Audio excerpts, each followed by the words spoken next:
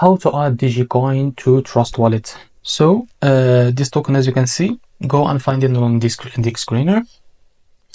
Now what you need to do to be able to add it to Trust Wallet is easy and simple. Now copy the token address from here. And remember, this token address is under the Solana network.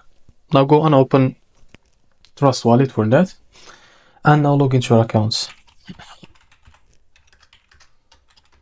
After that, what you need to do, scroll down, click on Manage Crypto, and select the plus. Click on this plus icon. Now search for the Solana network.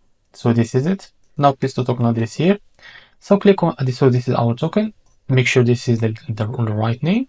And now click on Add Token. And as you can see, this token is added to our wallet. Now, if you want to make sure that you add it correctly, just search it in here.